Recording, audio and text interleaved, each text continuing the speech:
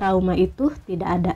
Pemuda, jika engkau hendak menyatakan berbagai hal dengan begitu memaksa, tolong beri penjelasan secara lengkap sebagai awalnya apa perbedaan etiologi dan teleologi. Filsuf, misalkan kau terkena flu dan demam tinggi, lalu pergi menemui dokter.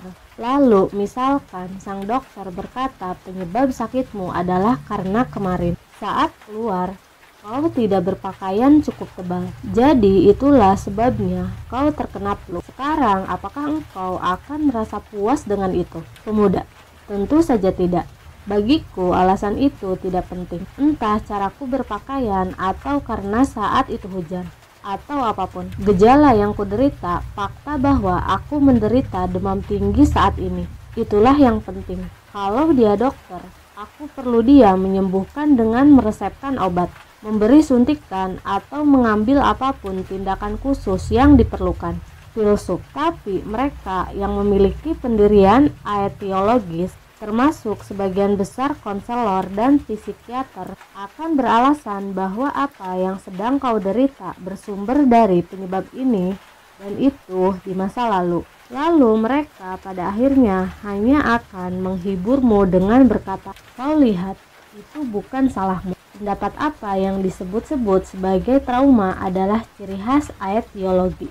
Pemuda, tunggu dulu. Apakah engkau sama sekali menyangkal keberadaan trauma?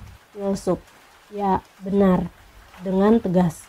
Pemuda, apa? Bukankah kau? Atau dalam hal ini, kurasa Adler memiliki otoritas dalam psikologi? Filsuf, dalam teori psikologi Adler, trauma secara definitif tidak diterima. Ini poin yang benar-benar baru dan revolusioner. Tentu saja.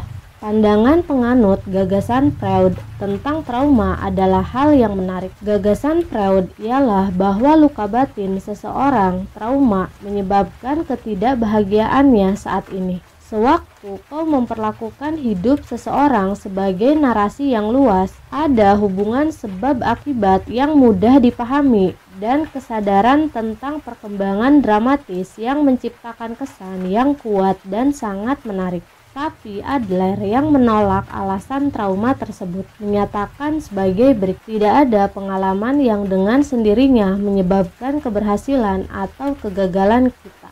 Kita tidak menderita syok akibat pengalaman kita yang dinamakan trauma, namun sebaliknya. Kita mengartikannya sesuai dengan tujuan kita. Kita tidak ditentukan oleh pengalaman kita, namun arti yang kita berikan pada pengalaman-pengalaman itu menentukan dengan sendirinya. Pemuda, jadi kita mengartikan pengalaman-pengalaman itu sesuai dengan tujuan kita. Filsuf, tepat sekali. Berfokuslah pada poin yang ditekankan Adler di sini. Ketika dia menyebutkan bahwa diri kita ditentukan bukan oleh pengalaman kita sendiri, tapi oleh makna yang kita berikan pada pengalaman kita. Bukan berarti dia mengatakan bahwa pengalaman tentang malapetaka buruk atau perlakuan kejam saat kanak-kanak atau insiden lain semacam itu tidak mempengaruhi pembentukan kepribadian. Pengaruhnya kuat, namun yang penting di sini adalah bahwa tidak ada yang benar-benar ditentukan oleh pengaruh tersebut. Kita menentukan hidup kita sendiri menurut makna yang kita berikan pada pengalaman di masa lalu. Hidupmu bukanlah sesuatu yang diberikan orang lain, tapi sesuatu yang engkau pilih sendiri, dan kaulah yang bisa memutuskan bagaimana caramu menjalani hidup. Pemuda, oke. Jadi maksudmu temanku mengunci diri di kamar karena dia sebenarnya memilih hidup dengan cara itu. Ini serius. Percayalah padaku, itu bukan kemauannya. Kalaupun iya, keadaanlah yang memaksanya untuk memilih. Dia tidak punya pilihan selain menjadi dirinya yang sekarang. Filsuf, tidak. Meskipun seandainya kawanmu benar-benar berpikir, aku tidak bisa berbaur dengan masyarakat karena aku telah diperlakukan kejam oleh orang tuaku. Ini tetap saja karena tujuannya adalah berpikir dengan cara demikian. Pemuda, tujuan macam apa itu? Filsuf, tujuan yang mendesak barangkali adalah tujuan untuk tidak keluar. Dia menciptakan rasa cemas dan takut sebagai alasannya untuk tetap tinggal di dalam. Pemuda, tapi mengapa dia tidak mau keluar? Disitulah persoalannya. Filsuf, ya, pikirkan ini dari sudut pandang orang tuanya. Bagaimana rasanya kalau anakmu mengunci diri di kamar? Pemuda, aku pasti khawatir. Tentu saja. Aku pasti ingin membantunya kembali ke masyarakat. Aku pasti ingin dia baik-baik saja. Dan aku pasti bertanya-tanya apakah aku membesarkannya dengan cara yang kurang tepat. Aku yakin aku pasti merasa sangat prihatin dan mencoba segala cara yang terpikir untuk membantunya kembali ke eksistensi yang normal. Filsuf, itulah masalahnya. Pemuda, di mana? Filsuf, kalau aku tinggal di dalam kamar sepanjang waktu dan tidak pernah keluar sekalipun, orang tuaku akan cemas. Aku bisa membuat seluruh perhatian orang tuaku terpusat padaku.